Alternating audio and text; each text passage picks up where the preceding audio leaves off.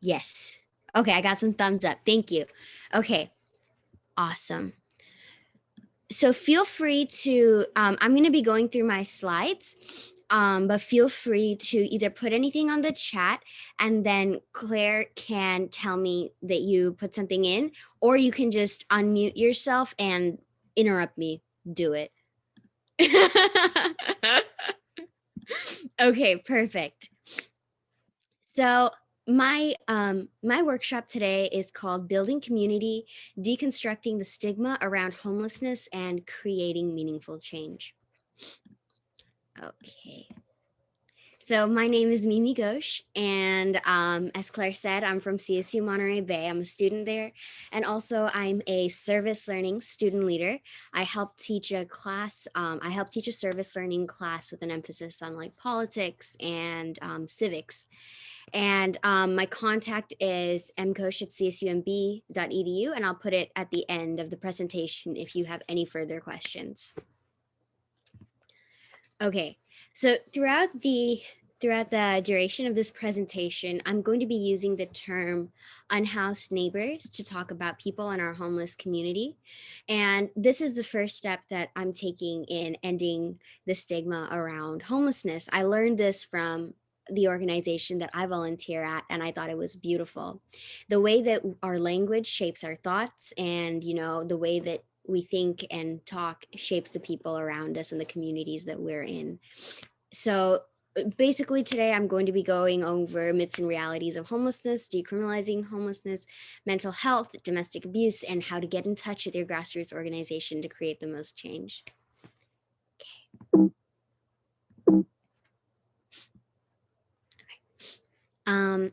So no easy answers. How can you shelter in place when you have no place to call home?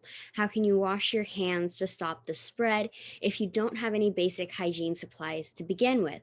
And how can you exercise the basic human need of relieving yourself when public bathrooms are closed everywhere due to COVID-19? These are just some of the questions that come to mind for homeless people, for members of our unhoused community every day. And it goes to show how forgotten this community is in our policy and our government, because when we get these orders on our phones from the state telling us the rules for this month, we don't take into account all the people that have no way of following these guidelines, and we don't take into account the safety risks of them not being able to follow these guidelines. So there's a systemic aspect of it that I'll be trying to go into. Okay, cool. So the myths and realities of homelessness. So one of the biggest myths is that our unhoused neighbors are lazy, and I think it's really counterintuitive to think about, but we take so many things for granted because we have a place to live. Everything becomes a million times harder when you're unhoused. So those experiencing homelessness have to spend hours just walking to the closest bathroom or trying to find a place that will allow them to purchase a meal with the money they have, because a lot of places won't even let them in. And tasks that take us minutes can take them up to a whole day because of the barriers in place. And they have to figure out all the daily things that they need to survive, along with trying to put effort and time towards getting back on their feet. So the second myth, that people choose to be homeless. Sleeping rough is dangerous and it's taxing, and it's a situation that no one would choose to be in. The systems in our society are set up to fail people when they need help the most. The lack of affordable housing and rent control, the unavailability of affordable mental health resources, evictions, and impossibly high costs of healthcare are just a few of the ways that anybody can slide down the slippery slope of becoming unhoused. And okay, so another myth, they should just find a job. This is something I'm sure that we've all heard before from somebody at some point. And it's something that you think about, and on one level you think you know the situation, but there's so many things that come up when you're actually in that situation and you're trying to find a job. So things like you need to get a think about all the things that you need to get a job. You need a state issued ID to legally work in the country, but to get an ID you need a permanent address, and you need a bank account to get paid, but to open a bank account you need two forms of ID. And things get stolen and lost all the time when you have nowhere safe to put things, and identification is one of those items that will really get lost. And unhoused folk don't have access to showers or haircuts, so even if by chance they manage to fill out this job application and land an interview, they need to look presentable to be employable to anybody. So there's so many things that work hand in hand to create barriers that it isn't as simple as just getting a job. Not to mention, the minimum wage hasn't caught up with the cost of living. So even with a minimum wage job, it is very possible that you will still be unhoused. So people think that there are adequate services to support our unhoused neighbors, but then there are services, but those sparse resources are that are available are targeted towards emergency services such as food banks and shelters, kind of the immediate day to day. I'm sorry, my cat's in the back. But those services won't. Those services are geared more towards survival, and they won't help people get back on their feet. And that's a huge part of why those that slip into homelessness stay that way for years. There need to be more services focused on getting our unhoused neighbors things such as identification and permanent mailing addresses so that they can find jobs and such. And those are the things that will help them get back on their feet long term.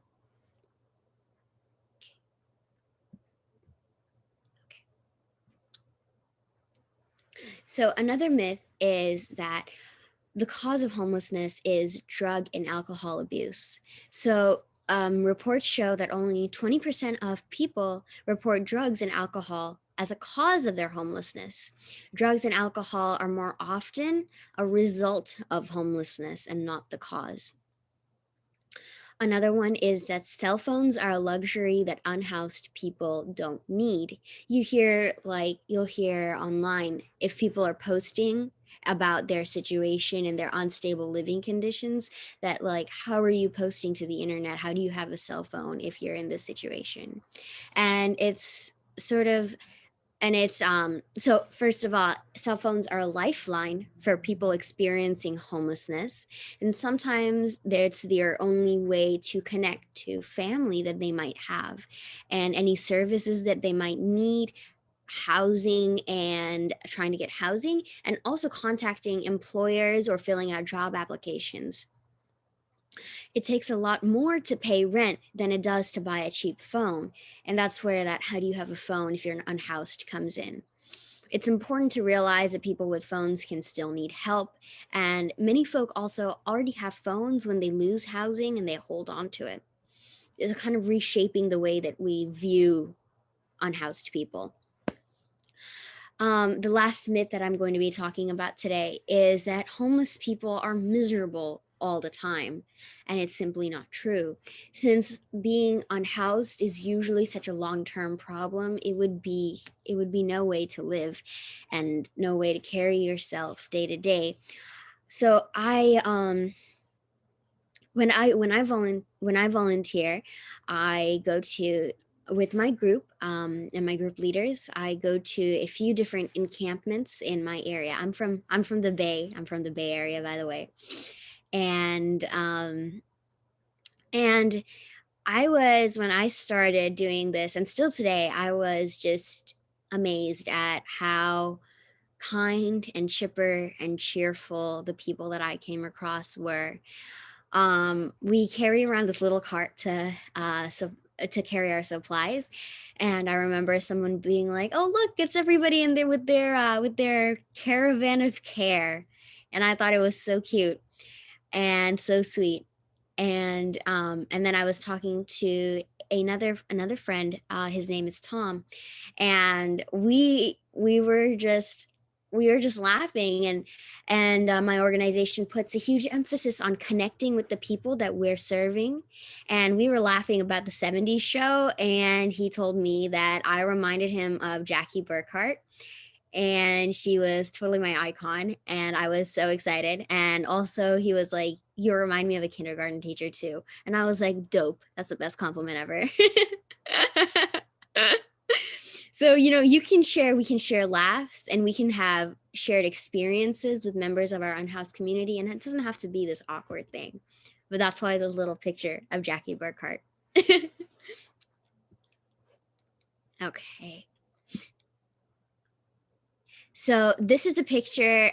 This is a picture that I found online, but I couldn't get pictures of the encampment that I go to. But this looks very similar.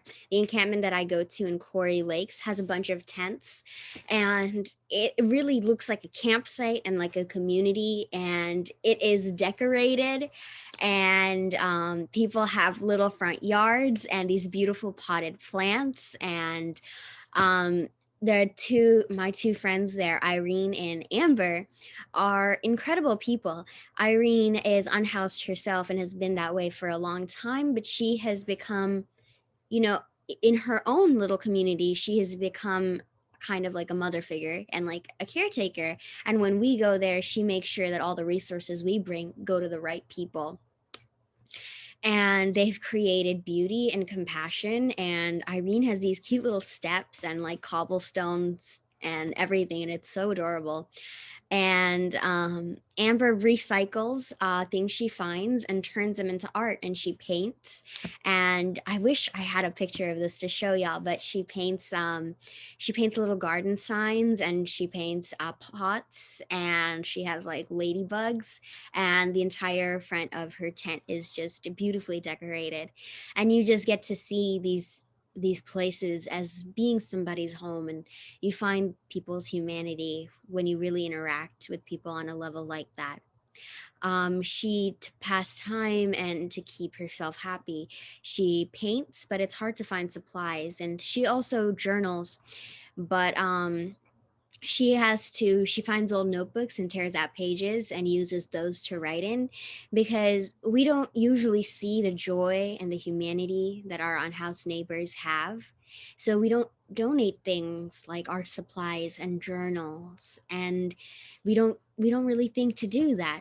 But when you look deeper, and you find this compassion, and you find this light, then the message becomes different, and the things you want to donate and the ways you want to help, those all change. That dog is so cute. Awesome.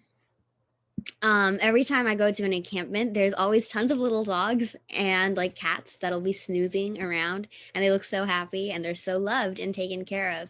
And it's not really irresponsible to have a pet when you're unhoused. And most folks try to make their pets even more comfortable than they themselves are.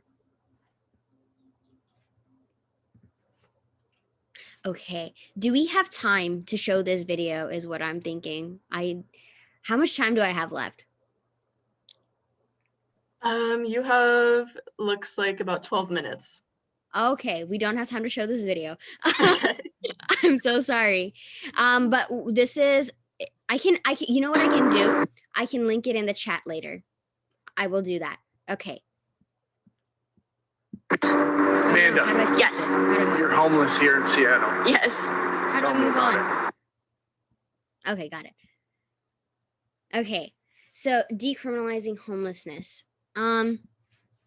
So we have a huge issue in our society about trying to push people to the outskirts of cities so that we don't have to see the problems that we have, instead of trying to fix it and help the members of our community that are in this situation. So anti-homeless architecture would be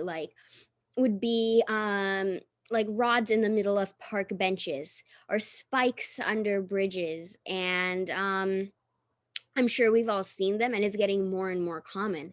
And And sometimes it can be disguised as art. So sometimes it looks beautiful, but it will be put in a strategic place, like a big dome will be put in a strategic place so that people can't rest there at night. And it's criminalizing people for being outside when they have no other solution without providing them a solution. And it's kind of insidious. Anti-homeless architecture is really quite insidious to me. And they also display, and people, there's a huge habit of displacing homeless people by doing these large sweeps and taking encampments and just tossing out tents and boxes and sleeping bags. So people, homeless members of our community, unhoused community, will go out to find resources for the day and come back to see everything that they own in the world tossed into the garbage. And it's crushing because you have to start all over again from square one, and there's nothing to shelter you from the elements, where in California might be one thing, but in places all across the country is a completely different idea. It could very well be a death sentence. And I saw this image, and it was like and it was just a little shelter, and it had "Don't throw away my home" written on it, because they wanted so badly to come back and for their home to still be there. And we have these tactics, and it breaks my heart.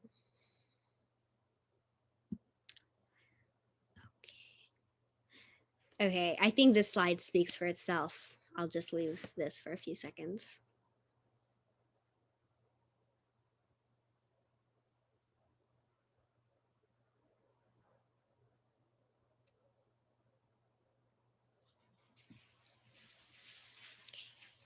Thank you. I'm going to move on. Okay. So domestic violence is a leading cause of homelessness for women. So it's often, so escaping abusive situations often means leaving the residence where the abuse is occurring. And sometimes victims are unable to find shelter through friends or family or available community resources. So understanding the challenges of being homeless and the statistics about homelessness and domestic violence may help encourage victims to plan how they leave, when they leave, what circumstances they leave under. So, how much time do I have left really quickly? You have 8 minutes. Okay, cool. We are making okay time. The circumstances that we leave under. Okay. So, yeah. Around 50% of women experiencing homelessness say domestic violence was the immediate cause. A lot of times what happens if somebody stays home to raise the kids, they don't have a stable job that they're going to. So they're left without a stream of income, and they're left with kids, and they have no place to go. And this is why, if you hear like, why didn't you just leave a situation? These are the things that go into it, and it's all really intertwined. You have to have empathy for a lot of different conditions, and they all go together. My friend Amber, that I was talking about, who creates the art and journals, she grew up in foster care and bounced from home to home. And unfortunately, most of those places were abusive, and which is how she ended up in the position that she's in. But she is so incredibly well spoken and articulate, and her voice is so powerful. I she was talking to me. I'd hoped to have her talk to y'all, but we didn't have time. But she was talking to me about how people treat the unhoused community like they're disposable and they're like trash, and there's violence against them for no reason. And she wishes that they would see them as the human beings that they are. She is, despite everything, she has settled down in one place for 3 years, and she's built a life for herself. She's taking online classes, and moreover, she's advocating for herself and for others around her. And I think that is incredibly respectable and admirable. And I think there's so much that we can learn from everybody. All right, so mental health and violence against the unhoused community. So Lori Willison was a former fitness model, and that's her in the photo there.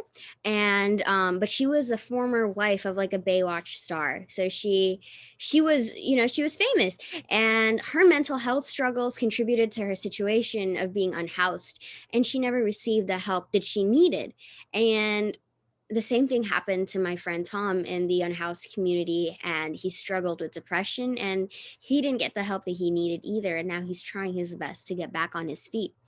Um, her daily set of challenges are unimaginable. I read this article, and she said that she hasn't showered in years to keep herself as dirty as possible so that nobody assaults her. And it's so hard to wrap your mind around. And when people complain about like the smell that folk have and all of these other things, it can be hard to realize the complicated reasons for the issues that we see on the surface. Unfortunately, Lori's story is far from unique.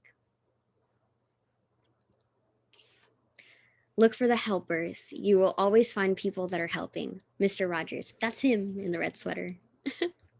And okay. So this is me. I'm the short one in the pink sweater. And this is the organization that I help with. And it's a tiny little grassroots organization. And it was founded actually just by a friend 2 years ago. They're just celebrating their anniversary. That's their logo, Renegade Feedings. And I want to talk about why getting involved with grassroots organizations really matters. With small organizations like that, you know where your money, your donations, your time, you know where all of that is going. You know that it's making an impact in people's lives immediately. So thrift stores only donate a small portion of the profit that they make off of donated clothes. Savers is a huge one. I think they donate like 10% or less. And also change.org is a big one that we saw going around for petitions and stuff. And they have this donate button. And after donating some money, I found out that the money that I donated doesn't go to the causes that I was signing the petition for. And it goes to the company for advertisement costs or whatever. And it's misleading. And grassroots organizations are involved in the community that they're in. They're located in the community that they're in. So they know what the people need, and that the money that they get goes directly right back out. Okay. So Renegade Feedings has been a force for good in the community in Fremont where I am, and in my life personally. Their mission is to help and serve the unhoused neighbors near us, but to do it with compassion and understanding in a way that restores the dignity that people all deserve to have. And we make little cards, and we make little index cards, and we draw on them, and we put little notes, and we slip them into each of the bags that we give out to make sure that everybody knows that they're being looked out for, and they have support, and there's someone there. And when we go and we talk to people, we don't focus on getting the most things out in the fastest amount of time. We talk to people, we have conversations, we spend the better part of our day there, and we check in on them and see what they need. And they can tell us, hey, I have really long hair and a beanie would be really helpful. And we're like, we got you. I'll write that down and I'll get that to you next time. So we know personally what can help and what will do the most good. And, I work a job, I'm looking for a second one, and I'm a full-time student. I'm tired all the time, but when I go and I volunteer here, it replenishes my energy instead of taking it away from me. And I've met incredible people and like-minded people that also want to help, and it's just a really good space to be in. So I can't tell you a certain set of solutions.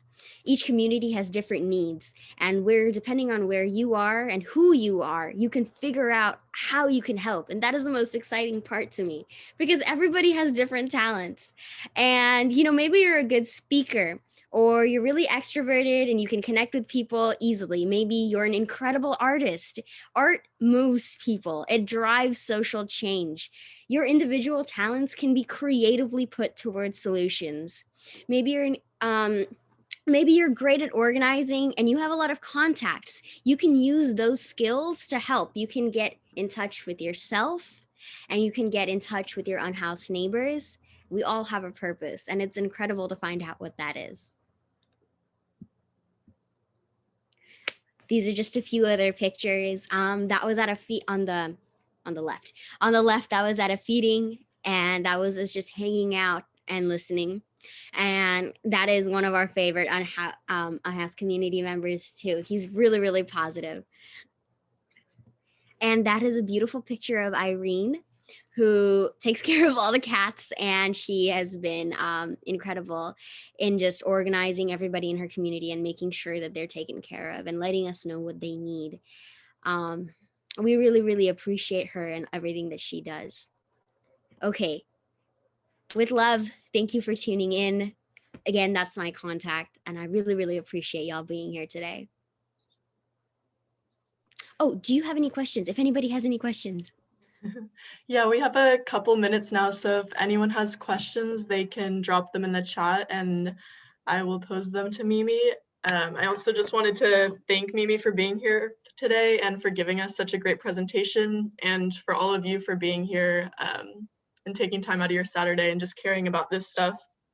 And before you all go, I am sharing a link in the chat right now. You should have, if you attended a workshop from the first session, you should have filled it out for that one too. And this is just a feedback form. And for every time you fill this out, it'll be another entry in the giveaway that we're doing. And also another reminder, after the conference, everyone will get an email with a conference feedback form and some information there too. So it looks like we have one question here from Laura. She said, grassroots organizations are sometimes under the radar. How do we find them in our area? That's a great question. So I was able to find out mine through a friend, but social media has been an incredible tool because we're all online and in a pandemic. If you, I would suggest, if you want to find a cause and somebody that's helping, I would post about it. I would post about it wherever you can, and people are, oh yes, yes, yes, absolutely. I will link that. How do I? Okay, sorry. And people are really helpful, and I have found and I have found incredible use for word of mouth, and just we are all wells of information. So I'm sure that somebody will be able to point you either in the direction of an organization or somebody that is also interested in something similar, who you will be able to reach out to and then find direction to an organization. If you can't just find it on like a Google search, I think that would be the best way. And let me link the video right now. How do I? How does this work? Oh, got it.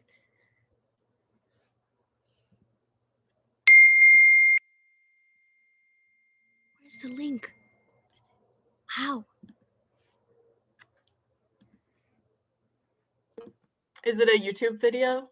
Yeah. Maybe. We could also try to include it in the post-conference email if you can't find it now, hopefully. Okay, let me see if this is the right link. No, Okay. that didn't work. One second. I got it. I think the next session doesn't start till 2, so we have a little time. Okay.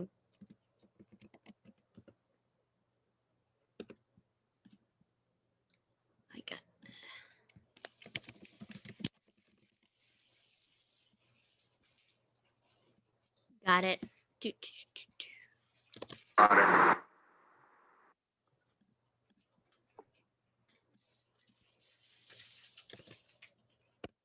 Okay. I think that should work. I thought I was planning on showing y'all the first like 5 minutes of that video. I thought it was beautiful. And I think it's also really representative of how people are. When we get new volunteers, we hear them be like, "Oh, I'm really surprised at how like happy everybody is." And people, I think human beings are so resilient, and we get through so much and we adapt through so much. It is incredible to me. It is really incredible to me. So, people in our unhoused communities are no different. They're more resilient than anything. Thank you so The much. link did send successfully, so thank you so much for that. Unless anyone has any last minute questions, we'll probably end the meeting soon so that everyone can try to get into a third session. I hope you all have time to do that. because there's some even more good ones coming. Thank you guys so much for all your affirmations in the chat. I have never presented in front of this many people before. And it was a really positive experience. So I really appreciate y'all for that. You did amazing. I Thank learned so much just from that 30 minutes, so thank you. Yay. Mhm. That's all I could have asked for. All right, thank you so much, everyone. I'm gonna end the meeting now, so thank you for coming.